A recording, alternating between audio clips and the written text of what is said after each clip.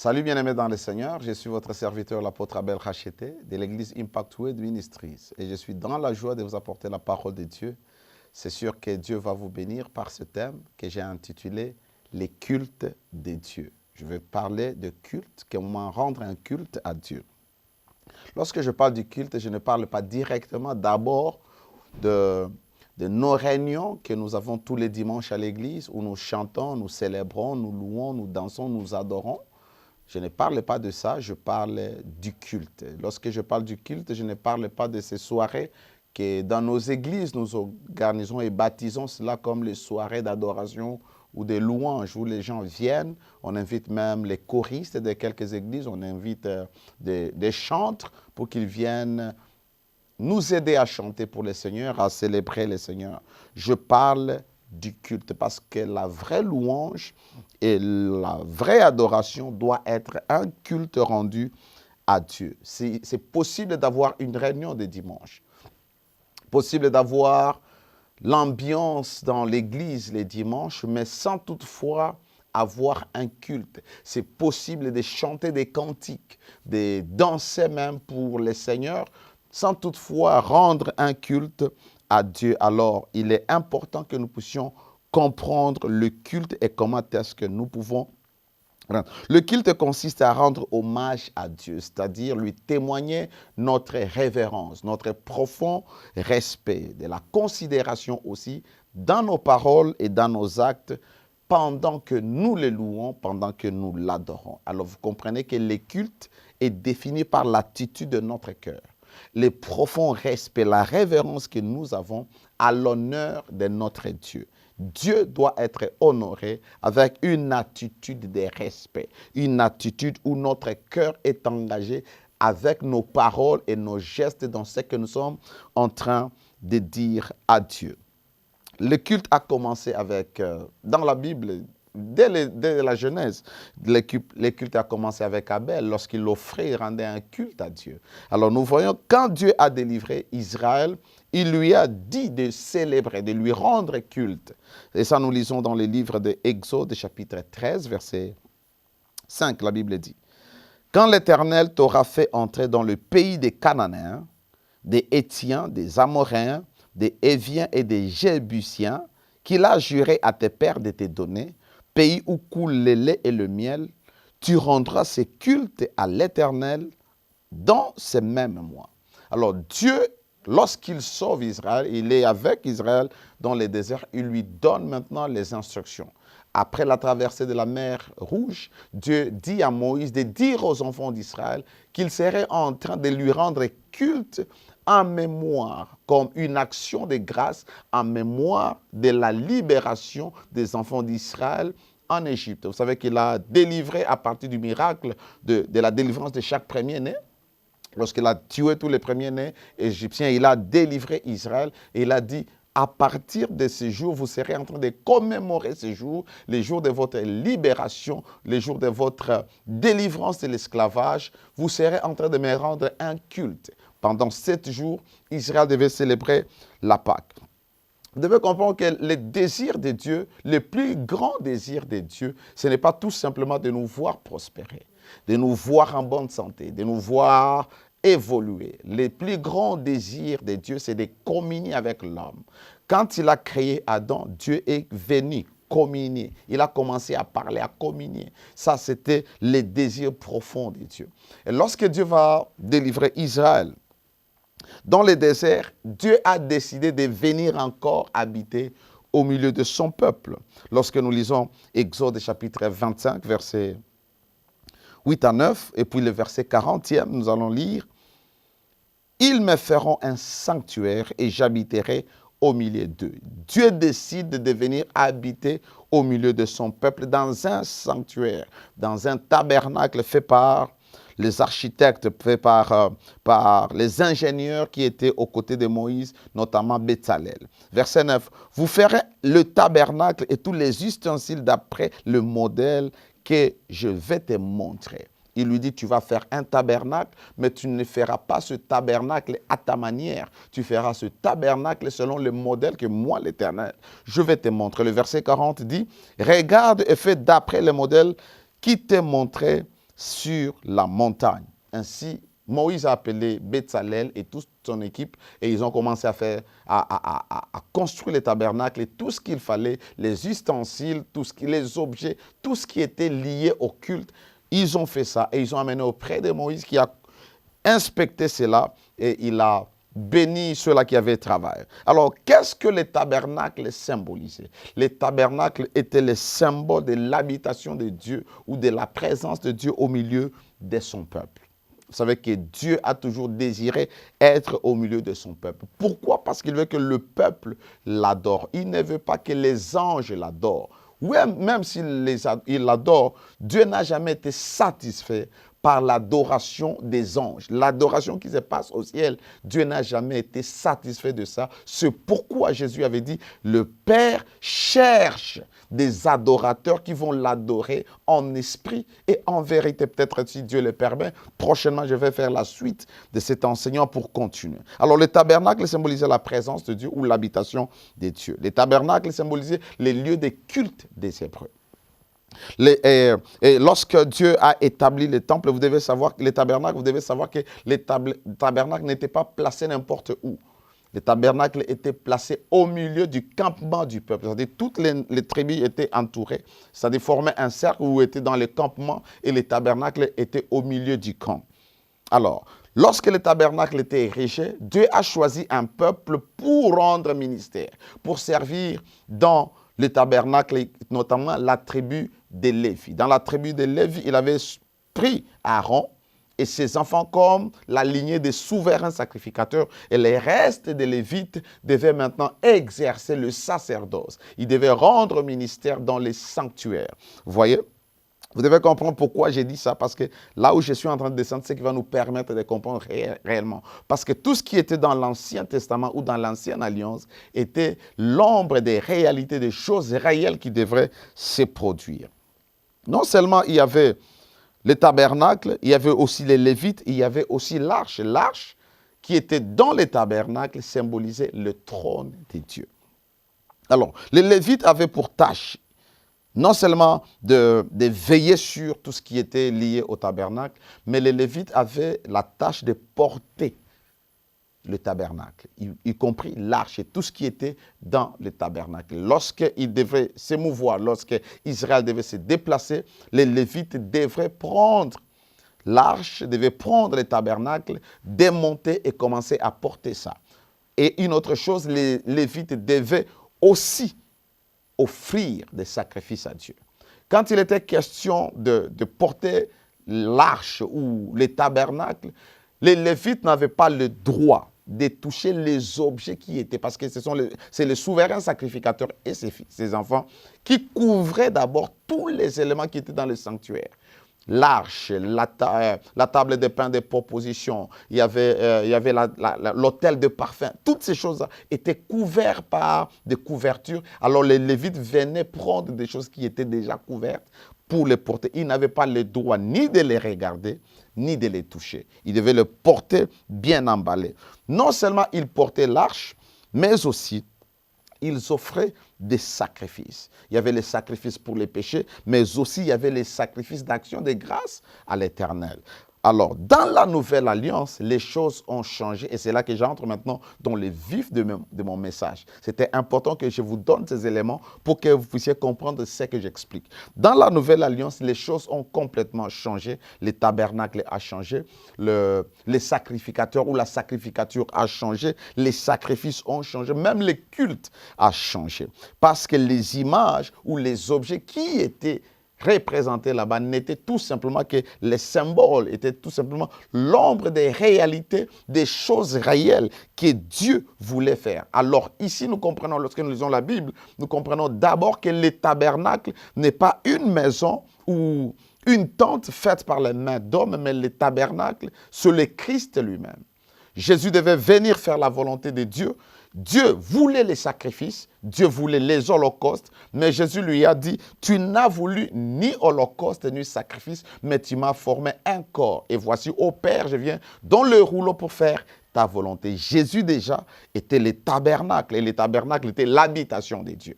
Quand on dit que La Vierge deviendra enceinte et enfantera un fils et lui donnera le nom d'Emmanuel qui signifie Dieu parmi nous. C'est-à-dire Dieu était dans le corps de Jésus. C'est pourquoi dans Colossiens 2,9, la Bible dit « En Jésus habita corporellement toute la plénitude des dieux ». Parce qu'il était Dieu marchant sur la terre. Dieu était au milieu de son peuple, Dieu était en Israël. Le tabernacle signifie aussi les croyants. Ça signifie le croyant parce que le croyant est le temple du Saint-Esprit. Le croyant est l'habitation de Dieu. 1 Corinthiens 3,16 dit que nous sommes le temple du Saint-Esprit et que l'Esprit de Dieu habite en nous. C'est-à-dire, nous sommes l'habitation de Dieu. Par conséquent, nous sommes le tabernacle de Dieu, où Dieu fait son tabernacle en nous. Ephésiens chapitre 2, 22 dit que en Christ, nous avons été édifiés pour être une habitation de Dieu en esprit. Spirituellement, nous sommes une maison dans laquelle Dieu habite. C'est pourquoi on nous dit que vous êtes le temple du Saint-Esprit et vous ne pouvez pas détruire ce temple. Si vous le détruisez, Dieu va vous détruire. Le tabernacle symbolise aussi le ciel. Lorsque vous lisez dans la parole de Dieu, Hébreux chapitre 9, verset 11 et puis le verset 24, je vais lire. D'ailleurs, je prends le seul verset 24. La Bible dit « Car Christ n'est pas entré dans un sanctuaire, dans un tabernacle, fait de mains d'hommes en imitant du véritable, mais il est entré dans le ciel, même afin de comparaître maintenant pour nous devant la face de Dieu. » Quand les sacrificateurs ou les souverains sacrificateurs allaient une fois dans le Saint des Saints pour offrir les sacrifices, pour le demander le pardon et intercéder en faveur du peuple, Jésus l'a fait. La Bible dit, il n'est pas entré dans le tabernacle fait de mains d'hommes comme c'était le cas avec Aaron. Maintenant, il est entré lui-même dans le tabernacle qu'on appelle le ciel, qui n'a pas été fait par les mains d'hommes. Le tabernacle symbolise aussi la nouvelle Jérusalem, qui est la cité où nous vivrons éternellement avec Dieu. Et Dieu viendra encore habiter avec nous. Vous voyez, là, Dieu habite dans nos cœurs, mais là, il sera au milieu de nous. Nous les verrons, il sera notre lumière, il sera notre gloire. C'est dans Apocalypse 21, verset 3. La Bible dit, « Et j'entendis du trône une voix forte qui disait, voici le tabernacle de Dieu avec les hommes. » Ce qui s'était passé dans le désert, ça se passera dans l'éternité. Voici le tabernacle de Dieu avec les hommes. Il habitera avec eux et ils seront son peuple et Dieu lui-même sera avec eux. Le tabernacle, c'est l'habitation de Dieu. C'est la présence de Dieu au milieu de son peuple. Comme je disais que l'arche symbolisait le trône. Alors Jésus, tout a changé. Le sacrificateur, Jésus est devenu le souverain sacrificateur.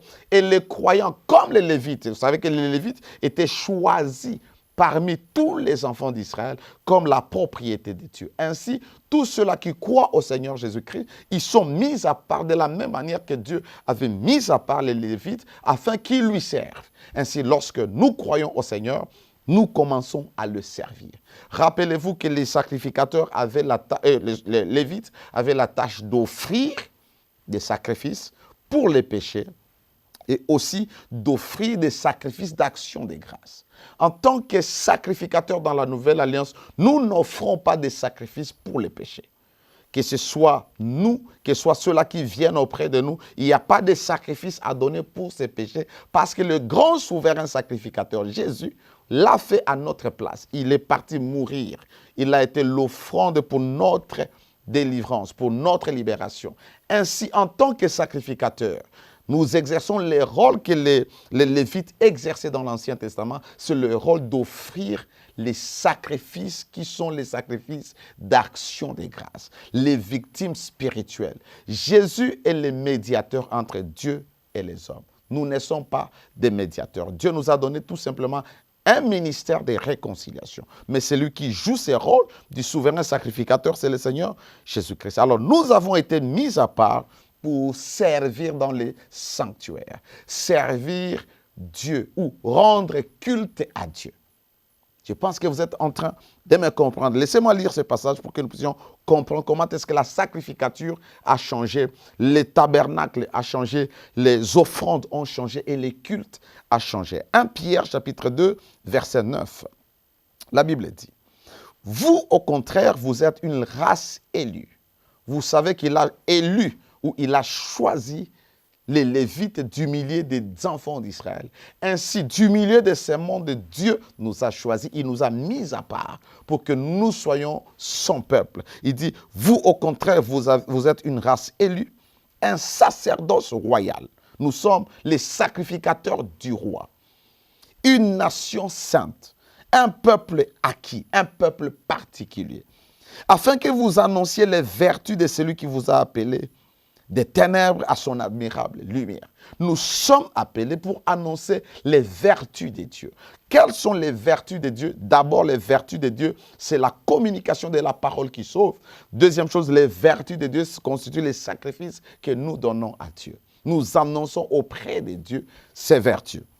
Alors, vous comprenez que les Lévites étaient choisis pour rendre service dans les sanctuaires. Nous avons été choisis pour exercer le sacerdoce royal. Vous voyez comment est-ce que Dieu est en train d'accomplir son plan. Le rôle des sacrificateurs dans la nouvelle alliance, ou des Lévites dans la nouvelle alliance, le rôle de nous qui sommes le peuple choisi de Dieu dans la nouvelle alliance, c'est d'offrir des sacrifices. Et des sacrifices que nous offrons, ce ne sont pas les victimes naturelles. Ce ne sont pas des sacrifices de moutons, des bœufs, des chèvres, des agneaux, des oiseaux, non. Parce que tout a changé. Rappelez-vous que ces choses étaient l'ombre des choses réelles, de la réalité de ce que Dieu voulait communiquer de manière spirituelle. Alors, les offrandes ou les sacrifices que nous donnons, les victimes que nous donnons ne sont pas naturelles ni physiques. C'est-à-dire, vous n'avez pas besoin de venir adorer Dieu en amenant un mouton à l'église et on va égorger, manger et célébrer Dieu. Nous pouvons manger un mouton à la maison, nous pouvons organiser une fête à la maison juste pour dire merci à Dieu. Mais le problème, ce n'est pas qu'on tue l'animal dans le but de rendre culte à Dieu. Non, nous pourvoyons à la nourriture. Ça peut être, même si ce n'est pas un animal, juste un cocktail, on peut prendre quelque chose juste pour dire merci. Dieu nous a gardés toute l'année en tant qu'église, en tant que famille. Vous voyez, mais ce n'est pas un animal qu'on offre dans un but spirituel.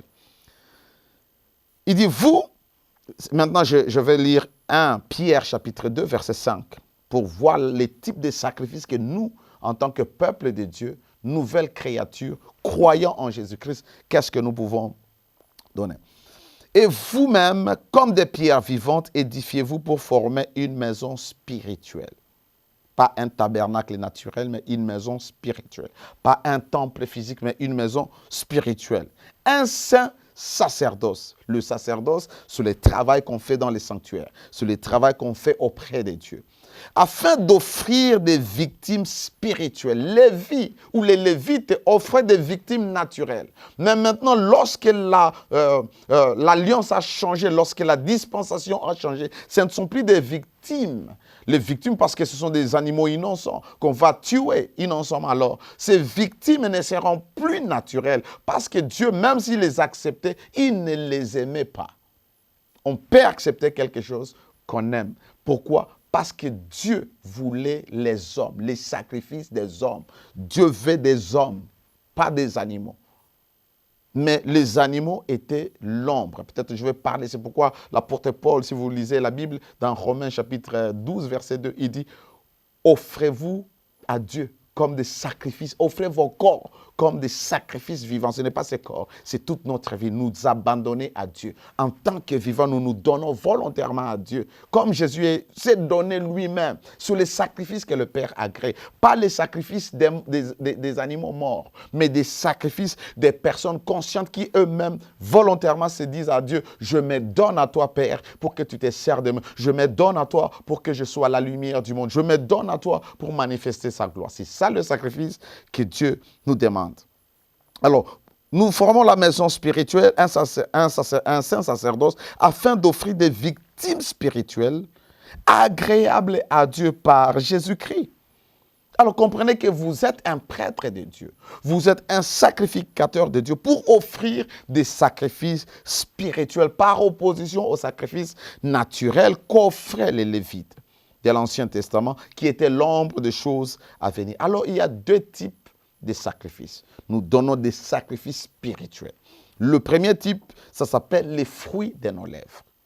Vous voyez, tout ça que les béliers, les boucs qu'Israël donnait, en réalité, Leur sens spirituel symbolisait les louanges, les victimes, les fruits des lèvres.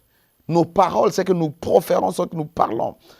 Hébreux 13 plutôt, verset 15, la Bible dit, par lui, c'est-à-dire Jésus-Christ, par lui, offrons sans cesse, c'est-à-dire continuellement, à chaque instant, à Dieu un sacrifice de louange, c'est-à-dire les fruits des lèvres qui confessent son nom. Au temps d'Israël, on offrait des animaux. Mais à notre temps, nous n'offrons plus des animaux, mais on offre les sacrifices de louange, les fruits de nos lèvres qui confessent le nom du Seigneur. Vous voyez? Je vais rentrer. Je vais lire dans une version que j'ai traduite de la version anglaise de la Bible amplifiée. Comprenez que la Bible amplifiée a été la Bible qui a été traduite directement de l'hébreu, du grec, de l'araméen en anglais ou en français. Alors, les termes qui sont là-bas, ça communique beaucoup plus le sens. C'est une traduction où on considère les mots et pas le paragraphe ou pas des lignes. C'est-à-dire, on le traduit mot à mot. Alors, ça dit ceci. Par lui, offrons donc à tout moment à Dieu un sacrifice de louange, qui est le fruit des lèvres qui reconnaissent, qui confessent, qui glorifient avec gratitude son nom. C'est-à-dire les fruits de nos lèvres qui louent Dieu en remerciant son nom. Vous voyez, lorsque nous louons Dieu, nous sommes en train de confesser son nom. Nous sommes en train de reconnaître avec gratitude. Vous voyez que tout maintenant commence à être l'affaire du cœur et non l'affaire de la bouche. Ce ne sont pas les paroles qui rendent culte, c'est le cœur qui rend culte. Alors les sacrifices de l'Ancien Testament, vous comprenez, n'étaient tout simplement que l'ombre des vraies choses ou de la vraie chose qui devait être le sacrifice spirituel. Notre louange, notre adoration, nos actions de grâce et notre vie constituent un sacrifice agréable à Dieu, un parfum de bonne odeur devant son trône. Alors, nous pouvons avoir des louanges, chanter avec des instruments, mais tout ça, c'est pour embellir notre culte. Parce que dans les églises, nous avons une erreur.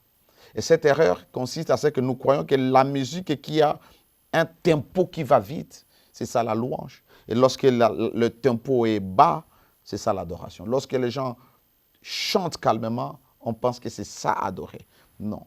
La louange et l'adoration, la différence est dans les paroles que nous disons. L'adoration, c'est l'expression de notre amour profond à Dieu, où nous sommes en train de le vénérer pour ce qu'il est, pour sa magnificence, pour sa gloire, pour sa personne. Alors que la louange, c'est l'expression de notre joie pour ce que Dieu a fait dans notre vie. Et quand il est question de rendre grâce, nous sommes en train d'être reconnaissants à Dieu pour ce qu'il a accompli dans nos vies à cause de sa bonté, à cause de son amour, à cause de sa miséricorde ou de sa fidélité. Alors comprenez que le problème, ce n'est pas ce que nous parlons. Le problème, c'est ce que nous signifions. Les cultes, c'est lorsque notre cœur est engagé dans ce que nous disons, dans nos actes. Lorsque nous levons nos mains, nous sommes conscients de cela. Lorsque nous parlons que Dieu est grand, nous savons pourquoi nous le disons. Et c'est ça qui fait les cultes. C'est-à-dire, dans les cultes, c'est ce que vous devez savoir, il est question de Dieu. Il n'est pas question de l'homme. Il n'est pas question de qui que ce soit. La plupart de nos chansons sont des chansons pour amuser les gens. Et vous allez voir les gens danser à l'église, sur eux-mêmes, sauter, qui est une bonne chose. Mais tant que notre cœur n'est pas conscient des actes et des paroles que nous chantons, ce n'est pas un culte. C'est juste un divertissement. Et les gens, peut-être, ils viennent parce qu'ils aiment tel artiste. Ils chantent, ils louent, ils sautent parce qu'ils aiment la mélodie, parce qu'ils aiment les tempos. Vous voyez? Mais il ne signifie pas ce qu'ils chantent. Parce que quand vous avez ça, vous avez une attitude de profond respect, une attitude où vous vous perdez dans la présence de Dieu pour élever Dieu. Et vous allez voir aussi, la plupart des chansons que nous appelons les chansons de louange ou d'adoration, Dieu n'est pas au centre. Rappelez-vous, j'ai dit, lorsque Dieu est venu habiter au milieu d'Israël, le tabernacle était érigé au milieu du camp. Les enfants d'Israël entouraient les tabernacles. C'est-à-dire, Dieu était au centre. Le focus et l'intention du peuple devait être Dieu. Lorsque nous lisons dans Apocalypse 4, vous voyez comment est-ce que les 24 vieillards, la Bible dit, les 24 vieillards sont autour du trône. Le trône est au milieu. Et leur focus est vers le trône. Les cultes et l'adoration, le focus, c'est Dieu. Ce n'est pas nous, ce n'est pas les conducteurs d'adoration, ce n'est pas les conducteurs de louange, mais c'est Dieu. J'apprends toujours dans notre église que vous devez vous effacer et commencer à adorer Dieu. Élevez Dieu. Ne parlez pas de vos problèmes quand il est question des cultes. Les cultes n'est pas une réunion d'intercession, une réunion où nous présentons nos pétitions. Dans les cultes, c'est Dieu qui est au centre. C'est l'adoration qui est donnée à Dieu. C'est le ministère qui est donné à Dieu. Vous allez voir beaucoup de nos cantiques. Même quand c'est le temps de louer Dieu, d'adorer Dieu, ce sont des cantiques de plainte, ce sont des cantiques qui manifestent notre souffrance, qui parlent beaucoup plus de nous que de Dieu. L'attention est vers Dieu. Et il est important d'apprendre du culte juif. Dieu ne nous appelle pas à être judaïsés. Dieu ne nous appelle pas à copier les juifs en tout. Mais lorsque je regarde les cultes juifs dans le désert, il était centré sur Yahweh, celui qui était assis sur le trône. Ainsi, nous pouvons aussi, à la lumière de la parole et ce que je viens de dire, nous devons nous concentrer sur Dieu. Le véritable culte est centré sur celui qui est assis sur le trône. Les 24 vieillards, les 4 êtres vivants, ils étaient devant le temple, devant le trône. Et ils regardaient celui qui était assis sur le trône. Les 24 vieillards autour du trône regardaient celui qui était assis sur le trône, et il rendait grâce, gloire, honneur, sainteté, louange au siècle des siècles, à l'agneau, à celui qui était assis sur le trône. Dans l'adoration, dans les cultes, il n'est pas question de nos problèmes. Il n'est pas question de chanter des chants qui montrent comme si nous sommes en train de désirer que Dieu nous visite, que Dieu nous guérisse. Non, il est question de l'élever. Combien il est grand, combien il est puissant, combien il est merveilleux. C'est pourquoi il est très important. Nous pouvons avoir une bonne cérémonie d'échange. Les gens chantent et Dieu n'est pas content. Vous devez savoir ça. On peut louer, chanter, célébrer, suer, danser comme nous voulons, et Dieu n'est pas content avec ce que nous faisons s'il n'y a pas de la révérence, s'il n'y a pas cette attitude du cœur et surtout la pureté. Les Lévites ne devaient pas toucher l'arche. Les Lévites ne devaient pas voir l'arche. Rappelez-vous, David va récupérer l'arche de l'Éternel chez les Philistins. Et quand il est en train de l'amener à Jérusalem, on a mis ça sur des bœufs. Et un homme est venu toucher, s'appelle Uza, et Dieu l'a tué. Pourquoi Dieu a tué? David était dans la joie. Tout Israël était dans la joie. Mais pourquoi Dieu a tué? Parce que David a fait les choses à sa manière. Il n'a pas suivi le protocole. D'abord, l'arche devait être portée par les sacrificateurs et pas par un animal. C'était déjà une faute. Pourquoi? Parce que Dieu ne devait pas être porté par des animaux. Dieu devrait être porté par les humains. Nous, c'est nous qui portons Dieu. Vous voyez? Et Dieu a tué. Pendant qu'il se réjouissait, Dieu était en colère. Donc c'est possible à l'église de chanter, de louer. Et Dieu n'est pas au centre, il est en colère. Et nous allons dire, les cultes étaient bons. Les cultes étaient bons pour nous, mais pas pour Dieu. Notre cœur doit être engagé. Nos églises doivent éduquer les gens qui nous conduisent dans la louange, dans l'adoration, amener le peuple de Dieu à cette attitude de révérence, afin que nos paroles, nos gestes, tout soit un culte à Dieu. Lorsque nous venons à l'église, même les offrandes, même tout ce que nous faisons doit être pour Dieu. Et c'est là que toute la réunion de dimanche peut être appelée les cultes. Vous voyez, les cultes, c'est Dieu au centre. Alors, une autre chose, l'arche ne devait pas être touchée. Et quand Uza vient toucher, la colère de Dieu s'enflamme. Vous voyez, c'est très important. C'est dans Nombre qu'on dit que les Lévites ne devaient pas voir ni toucher les objets qui étaient dans les sanctuaires, ni l'arche. Alors vous comprenez, bien-aimés dans le Seigneur, il est temps que nous puissions récalibrer nos cultes, les temps que nous puissions récalibrer notre temps personnel avec Dieu, quand il est question de l'adorer, de le célébrer, que lui seul soit au centre. Je ne dis pas qu'il faut mettre à côté nos requêtes, nos soucis, non, il y a un temps pour tout. Mais quand il est question du culte, surtout les dimanches, nous ne venons pas pour intercéder, nous ne venons pas pour chanter les cantiques où Dieu doit se souvenir de nous, nous devons venir, nous venons élever Adonai, le créateur du ciel et de la terre. Nous venons célébrer son nom, lui qui règne à jamais, qui est le roi de gloire. Nous devons le rendre culte, mais lorsque nous le faisons, laisse que notre cœur soit engagé. Ce qui fait la différence entre une réunion normale, c'est tout simplement cette attitude du cœur. Nous pouvons avoir une soirée où les gens chantent et dansent, c'est juste de l'animation, c'est juste un concert, mais pas un culte. Apprenons à rendre culte à Dieu et le Seigneur nous bénira et nous allons voir notre vie spirituelle s'épanouir. Que Dieu vous bénisse. Je suis dans la joie. C'est votre serviteur, l'apôtre Abel Racheté. Puis, prière de continuer à suivre Héritage TV et surtout de nous contacter au bas avec ce numéro qui s'affiche au bas de votre écran. Merci, shalom et bénédiction à vous. Amen.